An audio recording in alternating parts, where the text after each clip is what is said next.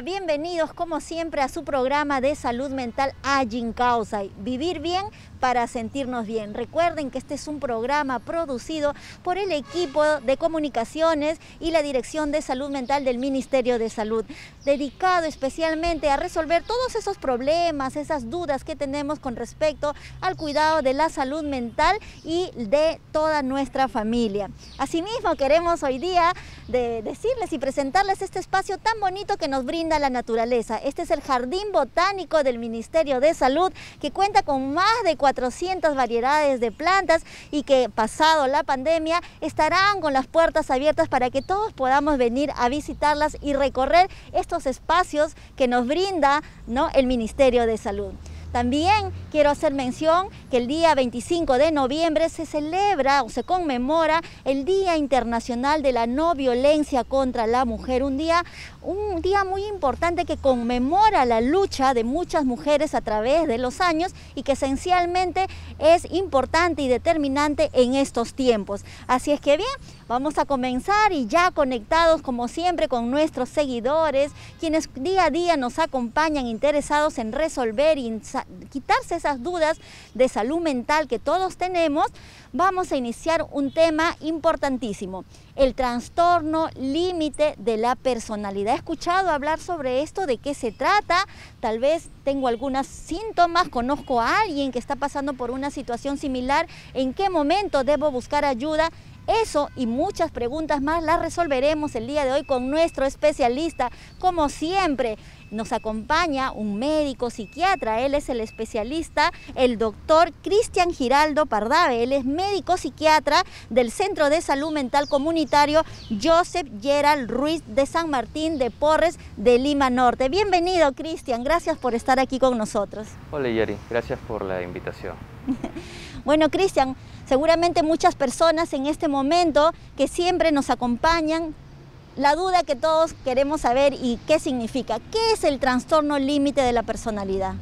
Bien, el trastorno límite de la personalidad es un tipo de trastorno que se caracteriza porque la persona tiene fluctuaciones al momento de interpretar los hechos que está viviendo, reacciones emocionales usualmente muy intensas, y esto se puede observar al ver la conducta de la persona y puede dar dificultades al momento de trabajar, relacionarse con sus familiares, con los amigos, en sociedad. Ese es el trastorno límite de la personalidad. ¿Esto está caracterizado o va de la mano con algunos síntomas que nosotros podamos identificar fácilmente? ¿Podrías de repente a través de ejemplos explicarnos un poquito más? Sí, uno de los síntomas que pueden identificar es la inestabilidad en las emociones. Es decir, la persona puede fluctuar al tener emociones intensas de tristeza, cólera, angustia, que pueden durar unas horas, algunos días, alterándose de periodos de tranquilidad.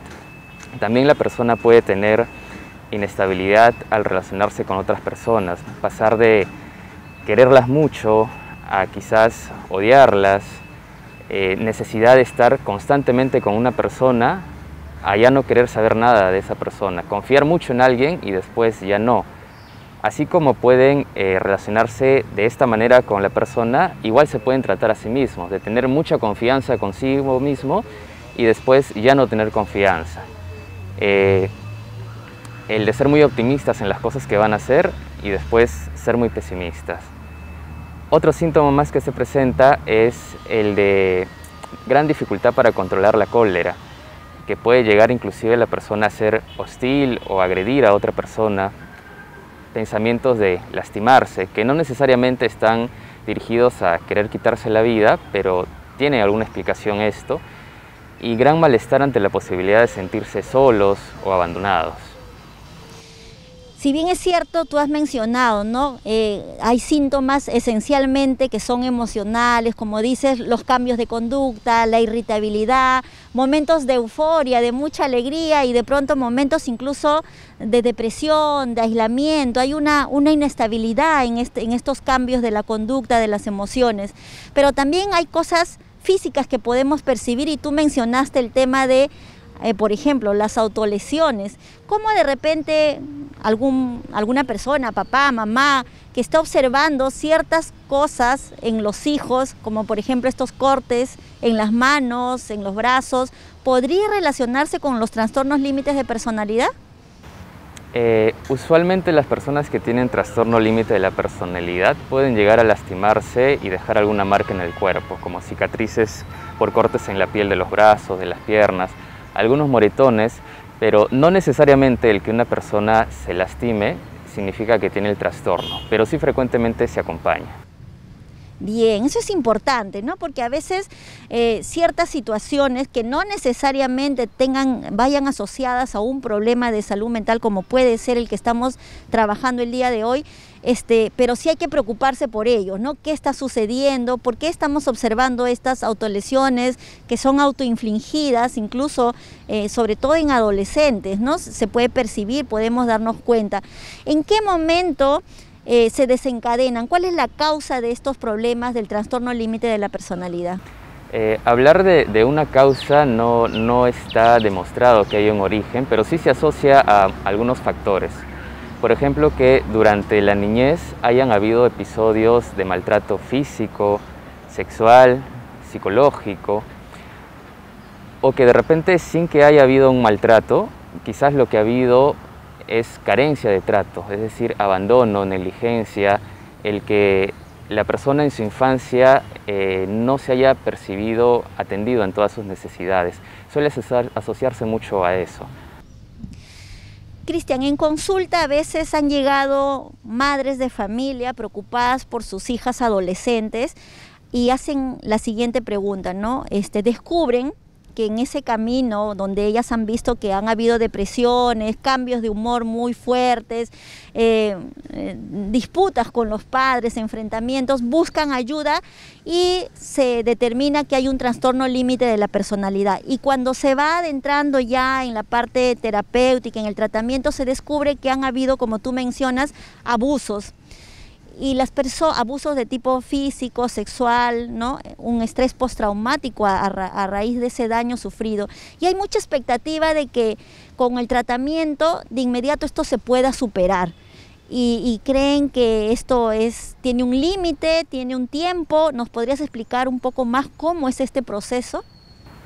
El proceso de terapia, como estamos hablando de la forma de ser de alguien, de su personalidad, es algo que se puede dar, pero que va a tomar tiempo. No va a haber una mejoría inmediata.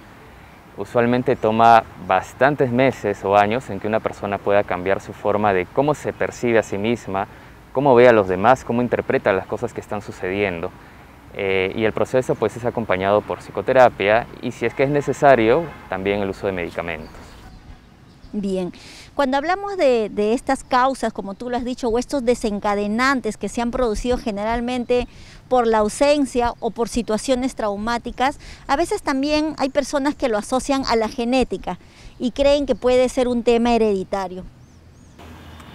Con el tema de la genética sí podría haber alguna explicación, pues cada persona tiene un cuerpo único que ha sido heredado por los genes de sus papás, de sus familiares, pero eso solo no explica un problema de la personalidad.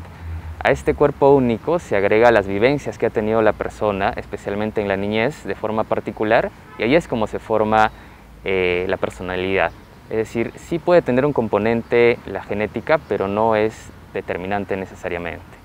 Bien, perfecto. Otra consulta que siempre se hace, ¿no?, la duda a diario es: ¿este trastorno límite de la personalidad requiere de una hospitalización o, si la requiere, en qué momento se debe de realizar? Como cualquier problema físico, mental, por ejemplo en el caso de la hipertensión, el tratamiento se lleva por consulta. Si en algún momento hay inestabilidad que requiera una atención inmediata por algún malestar intenso, el paciente puede atenderse en algún servicio de urgencias, estabilizarse y regresar a consulta. Si en el servicio de urgencias no hay la mejoría esperada, se podría optar a que el paciente pase hospitalización, el tiempo que sea necesario, sale de alta y luego continúa el tratamiento por consulta. Te preguntaba porque muchas veces hay casos donde adolescentes han tenido muchos intentos suicidas, ¿no? Intentos, no sé, han tomado algunos medicamentos, se han hecho autolesiones, se han automutilado, que los ha llevado a una hospitalización y automáticamente se le diagnostica trastorno límite de la personalidad. ¿Esto está relacionado directamente o podría atribuirse a otro malestar? Para hablar del diagnóstico de trastorno límite de la personalidad, así como uno de sus criterios es que la persona se autolesione, requiere además otros criterios adicionales que lo he mencionado al inicio. Y tampoco basta que se haya presentado, porque muchas de estas manifestaciones nosotros las podemos haber tenido en algún momento, pero es necesario que haya un continuo en el tiempo, de forma permanente, para ya poder hacer ese diagnóstico. Y el diagnóstico muchas veces no se hace a la primera, sino que requiere tiempo. Ya. ¿Y lo de la hospitalización, es necesario o no es necesario? El objetivo de la hospitalización es evitar que la persona pueda tener dificultad para mantener su integridad física. Una vez que esto mejora, el tratamiento conviene que continúe por consultorio, con psicoterapia, pero no es que la hospitalización va a curar al paciente. En todo caso, es parte del tratamiento en un determinado momento que requiera, por la intensidad de los síntomas, pero después continúa. Podría ser necesario, pero no es indispensable para que la persona haga un cambio. Cristian, cuando hablamos del trastorno límite de la personalidad, muchas personas también se preguntan, ¿este trastorno requiere de una hospitalización? ¿Cuánto tiempo? ¿Y cómo es el trabajo que se da con los centros de salud mental comunitarios y la hospitalización si se requiriera? Como cualquier problema físico o de algún trastorno de salud mental, puede requerir hospitalización para calmar alguna situación de urgencia o de emergencia en un hospital general. Una vez que se estabiliza, continúa la atención por consultorio en los centros de salud mental comunitario. Podría requerir, pero no necesariamente para que la persona vaya mejorando en su tratamiento. Bien, claro, como cualquier otra enfermedad que requiere un proceso de estabilización y luego pasar a su consulta ambulatoria, como es la que brindan los centros de salud mental comunitario a nivel nacional y sobre todo servicios especializados y completamente gratuitos y cercanos a nuestro domicilio. Recordemos que a la fecha tenemos 206 centros de salud mental comunitario a nivel nacional y si usted quiere saber dónde podemos encontrar el servicio más cercano, no olviden que podemos llamar a la línea 113, opción 5 del Ministerio de Salud, donde los profesionales recibirán sus consultas, esas dudas que tienen con respecto al cuidado de la salud mental y le podrán indicar cuál es el establecimiento más cercano o el servicio a donde puedan acudir según la problemática o las dudas que ustedes tengan. Bien, Cristian, continuamos con esto, es muy importante conocerlo. Muchas personas también tienen dudas y preguntas de en qué momento o en qué etapa de vida se diagnostica este trastorno. El diagnóstico se diagnostica en cuanto empiezan a aparecer los síntomas o las manifestaciones, especialmente terminando la etapa de la adolescencia y entrando la adultez. Se entiende que la personalidad ya está casi formada a los 18 años, podría abarcar unos años mayores, pero los problemas ya se pueden ir notando desde finales de la adolescencia. Bien, entonces los padres atentos, ¿no? Ahí podemos estar de repente dejando pasar ciertos cambios de conducta y atribuirlos a veces a cambios propios de la adolescencia. Creo que no. Si es que desconocemos o tenemos alguna duda al respecto, buscar ayuda especializada, acercarnos a un establecimiento de salud y buscar orientación al respecto. Otra duda que tenemos ¿es lo mismo el trastorno límite de la personalidad que el borderline? Estos dos términos son los mismos. Borderline es el término utilizado en idioma extranjero, trastorno límite es la traducción al español, pero en nuestro caso, al pertenecer a Latinoamérica, utilizamos el término por la Organización Mundial de la Salud, que pienso que se entiende mejor. El término es trastorno de la personalidad emocionalmente inestable. Muchísimas gracias por la aclaración porque muchas veces genera confusión y de repente podemos creer que son completamente distintas. Ya nos quedó claro que es lo mismo. Así es que ahora, por favor, queremos saber un poco más sobre esto. Si de repente yo ya he acudido a un servicio y me han diagnosticado, ¿no?, este trastorno, ¿cuál es el tratamiento a seguir? El tratamiento principal para este trastorno es la psicoterapia, básicamente. Se pueden utilizar también medicamentos que tienen su utilidad para que la intensidad de los síntomas disminuyan, pero al ser un problema de la personalidad, el que la persona pueda interpretar lo que le está sucediendo, el cómo ve a las personas, cómo se ve a sí mismo y cómo ve el mundo, requiere de un trabajo psicoterapéutico. Entonces, los dos tipos de tratamiento, tanto psicoterapia como con medicamentos, tienen su función. Bien, qué importante, ¿no? Entonces el acompañamiento psicoterapéutico es esencial. Y solamente es a la persona, en este caso al adolescente, si estamos hablando de una persona joven que se le ha detectado a tiempo, o también con el entorno familiar. Mientras el paciente tenga menos edad, supongamos que ya tiene manifestaciones a los 12, 13, 14 años, la necesidad de hacer terapia con ayuda de los familiares es mayor. Mientras la persona sea más adulta y más independiente, 18, 20, 25 años, la terapia se puede centrar más en el paciente, pero siempre está abierta la posibilidad de trabajar con el familiar y el entorno que para más con el usuario. Importantísimo eso, ¿no? Porque en el caso de los jóvenes, el soporte familiar, el entorno, puede también, así como favorecer, también hay situaciones que pueden complicarlo. Y hablando de eso, yo quisiera que me digas, de repente, ya estamos en tratamiento terapéutico, ¿y qué podría desencadenar una crisis en esta problemática? Algo que podría desencadenar o que podría empeorar las manifestaciones es que la persona se vea expuesta al consumo de sustancias ilegales como marihuana, pasta, cocaína, consumo excesivo de alcohol, o de repente tener relaciones que no son convenientes con personas que van a reforzar la idea que puede tener sobre sí misma la persona, la idea de culpa, de desvalorizarse a sí misma o de que aquella persona puede ser responsable de lo que le esté ocurriendo. Eso podría desencadenar. Esto trae a colación una duda a mí. Qué importante es esto, ¿no? Cómo trabajar la culpa. Muchas veces los padres, cuando se encuentran frente a un diagnóstico con respecto a sus hijos, automáticamente buscan un culpable, ya sea al interior de la familia o hacia afuera. ¿Qué tan importante es encontrar quién tiene la culpa?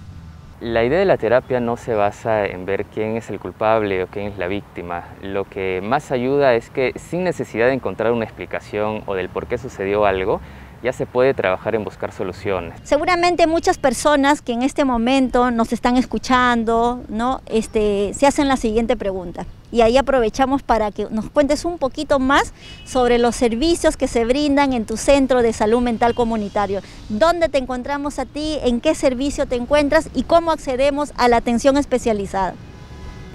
Nosotros nos encontramos en el distrito de San Martín de Porres, en el cruce de la avenida Canta Callao con Santa Rosa. A la espalda de ese cruce, yo me encuentro atendiendo en el servicio de psiquiatría y además de atención por psiquiatría pueden recibir terapias por psicología, si es necesario entrevista con la trabajadora social y se podría hacer diversas intervenciones con las personas que acompañan al paciente o fuera del centro de salud mental comunitario también.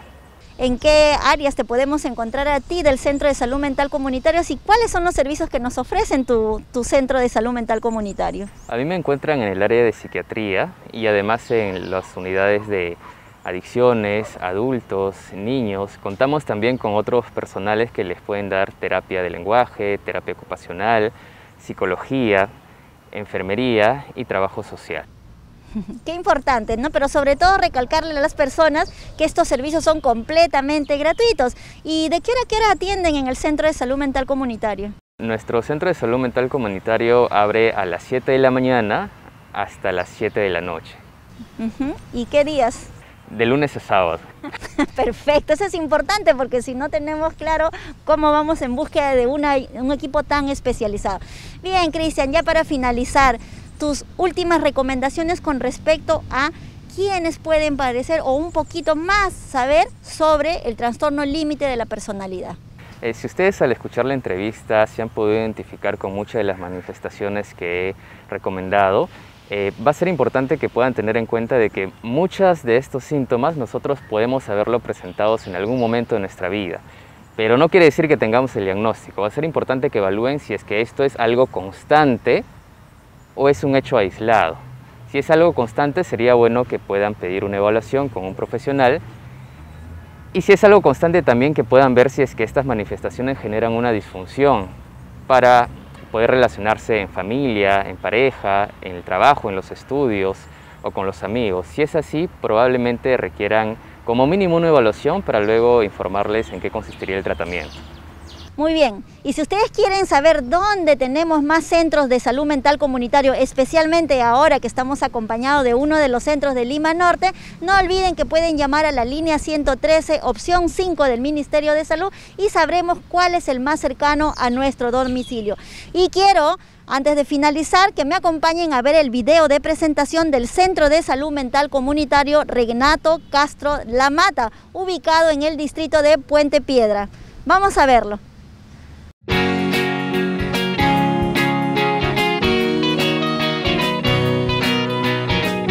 Soy la licenciada Ingrid del Centro de Salud Mental Comunitario Renato Castro de la Mata, que se encuentra ubicado en Jacaranda sin número, al costado del Centro de Salud La Ensenada.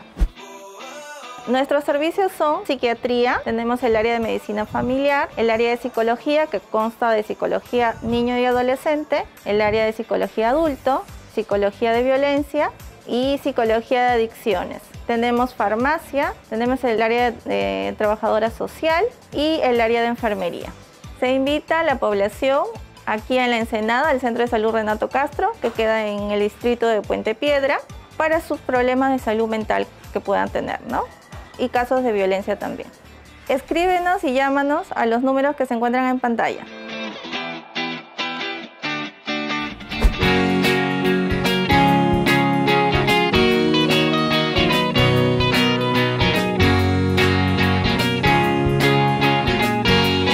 Felicitaciones al potente equipo del Centro de Salud Mental Comunitario Renato Castro de la Mata. Y ya lo saben, a ir en búsqueda de nuestros servicios, de nuestros especialistas. Y el día de hoy hemos tocado un tema, el trastorno límite de la personalidad. Si seguramente en este transcurso del acompañamiento del especialista del día de hoy hemos detectado algunos síntomas, algunas cosas que están pasándonos a nivel personal o a nivel de nuestra familia en relación a esta problemática, no dudemos en buscar ayuda. Lo mejor es buscar ayuda de los profesionales, conocedores del tema. No hay que tenerle temor. Los problemas de salud mental son un problema de salud como cualquier otro, tan importante como resolver los problemas de la salud física. Así es que a no tenerle temor, a ir en búsqueda de ayuda, pero sobre todo mucho afecto, mucho acompañamiento, sobre todo aquellos que son más vulnerables y que han enfrentado situaciones duras en este momento, nuestros niños, niñas y adolescentes